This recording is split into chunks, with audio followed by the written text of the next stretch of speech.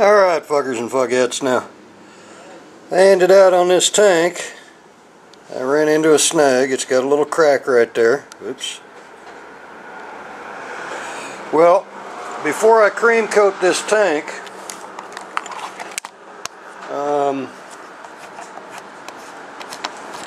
because this bike is basically got a lot of parts that ain't replaceable, and the tank happens to be one of them. So before I cream coat this tank, I'm going to patch that hole a little bit. So what I do is first I get me 4 ounces of this shit out. And you should be wearing rubber gloves when you do this. Me, I just don't give a shit. Fuck it. They can tell me that it causes cancer all they want. I already got the shit, so fuck them. It's a bit late now. Alright. Now, if that's right, I've got 4 ounces in there. I don't mix my shit in there. That's just for pouring. I keep one for pouring, and I always keep the tops off with them little gallon jugs. Let me get this shit out to where y'all can see what the hell I'm doing here.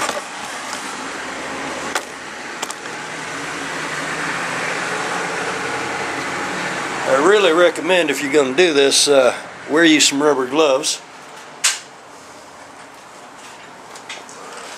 Like I say, it doesn't burn my hands like it does most people's, and as far as it causing cancer, I really could give a shit less at this point. So, there's my 4 ounces of shit. And this particular brand, it's 3M fiberglass, just cheap polyester fiberglass resin, and their recommendation is anywhere from 7 to 14 drops based on today's temperatures per ounce. So today's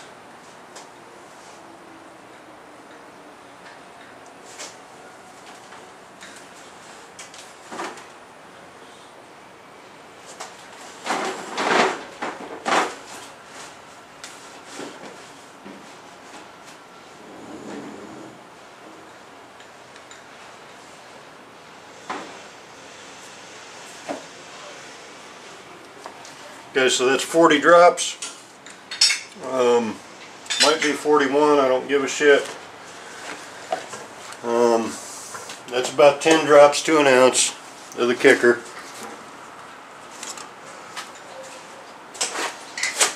Wash that shit on my pants, make sure it's good and clean. Well, my pants are dirty anyway, and it don't fucking matter. Comes from working on shit all day, all night. Basically, if I'm moving, I'm working on something. And since I'm moving too good today, we're going to scooch this here. Make sure you get this shit stirred in good. You got about 5 to 20 minutes to work with it. And the way I've got it mixed right now, I've really got about 10 to 15 minutes to work with it. It's probably pushing, what, 80 degrees today? High 70s, yeah. 77 is supposed to be the high, which is pretty close to that. And like if it was in the 90s or close to 100, I'd actually drop below their recommended 7 and drop down to about 6 drops per ounce.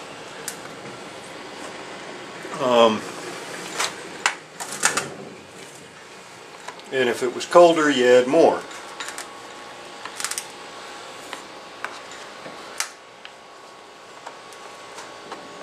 Just that little crack right there. I got it cleaned off. Now I pre-cleaned my area with a wire brush, and man, why did I just set that goddamn fiberglass powder? I swear I just had the shit out. There it is. Yeah, it's in there.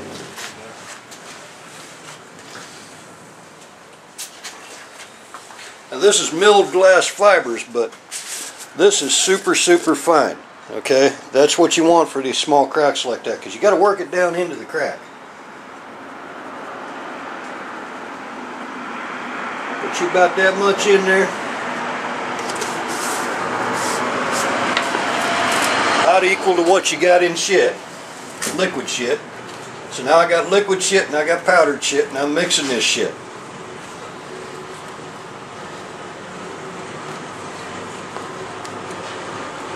And like I say, I am going to seal coat this tank, but I won't be able to do it until tomorrow, because even though technically I could do it today, because I mean this stuff will be cured enough to, you know, hell, you can sand on it in 2 hours, but I like to let it cure overnight. And then I'll coat the tank. I probably won't use seal coat. I'll probably use the POR 15.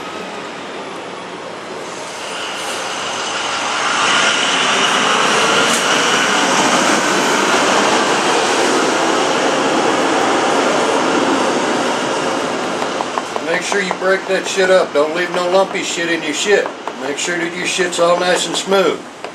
You want that shit to be nice and fluid, just like liquid.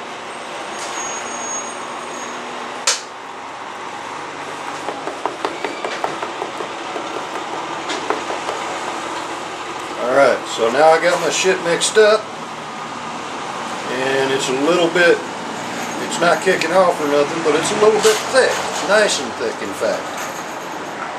Not thick enough for my taste, so I'm going to add a little bit more.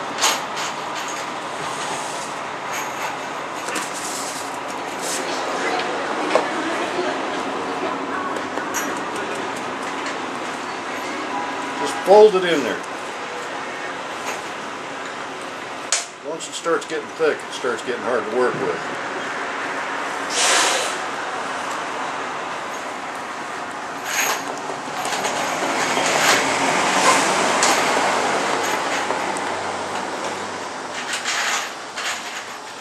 Work that shit around. Make sure the shit gets mixed good with the shit. Don't leave any white spots in there. Yeah, that is good and pasty. That won't go running off the tank when I get this shit in there. Because you don't want your shit coming off the fucking tank. Because the shit's supposed to patch the shit, not fucking... Oh hell, I couldn't make that one funny. Damn it. Alright, I tried. Anyway. Now.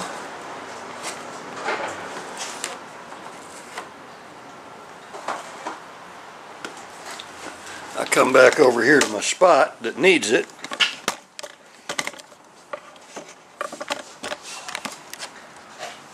Turn that to where I know y'all can see what the hell I'm doing here.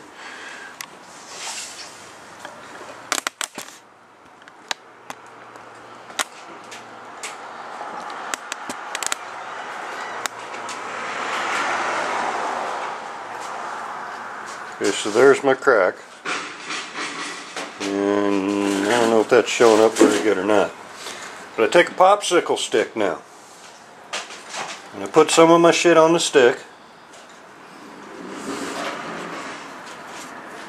And I just pre-prepped this area with just a wire brush. Because the coating inside the tank is actually going to bind to this. However, work your shit into the crack. I mean, this should be able, if you've done it right, this should be able to seal on its own. And this other area where this weld is, I don't have to do shit to it, but I'm going to. Just because I'm already down here and I got it partially sanded, and I don't like the way that rust looks, so I'm at least going to get something to coat the rust. And you can pretty this up later with sandpaper or whatever you want, and then paint it, which I will do later.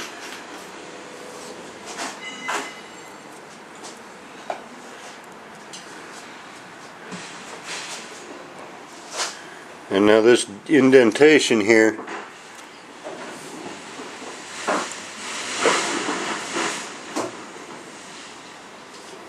I'm going to get some extra in there. I know I shouldn't. I know that's going to be a pain in the ass to sand out, but based on that crack, I'm pretty sure I'm doing a good thing here. I'll carry it right all the way out to the paint.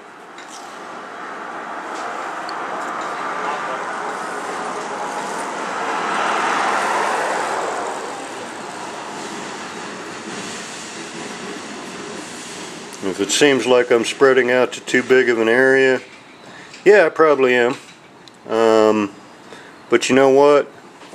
I've got plenty of little tiny sanders and Dremels, and I can sand that off and make that look pretty later, and I'll even paint it.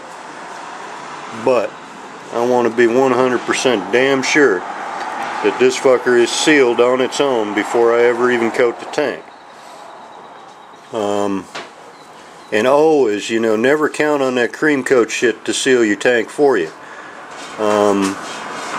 This step right here, sealing up your tank, is the difference between it's going to last you another 50 years or it's going to be a piece of junk in another year, because that cream coat doesn't always hold.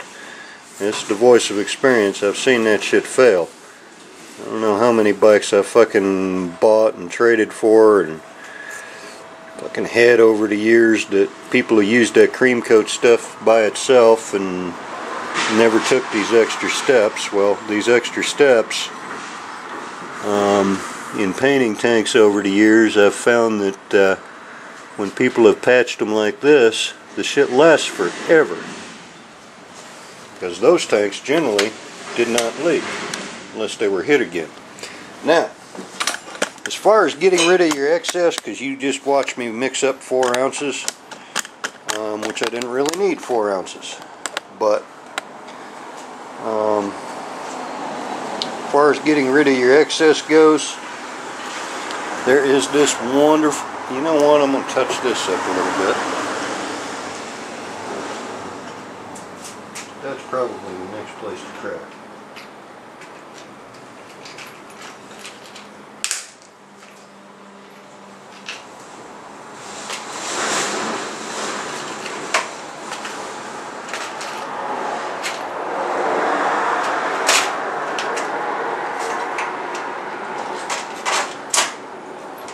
There is this wonderful way to get rid of it. Just dump it on your work stand.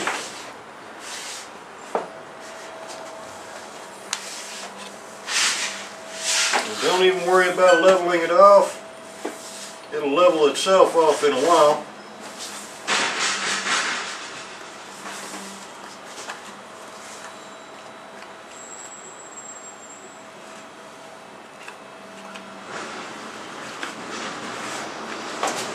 After you do it enough, where that shit's good and thick all over the top of your work stand, well, you got a fiberglass work stand about that damn thick, sand it off smooth, leave it a little bit rough, you know, do it with some 60 grit or something, and you got something that'll last you 100 years, and instead of wooden stand that's going to rot in a couple of years. And yeah, I know, I should buy steel stands, but that's in the future. And this is a lot more fun, because people always ask me, well, where'd you get them fucking fiberglass stands? And they don't even realize it's fucking just my scraps dumped on some fucking wood for a year or two, and that's how I get them. And then sand them off pretty when they're close, because that surface ain't got to be smooth when you're working on a bike that's on a center stand, and that is a center stand only light bike stand. Alright, holler at y'all fuckers and fuckheads later.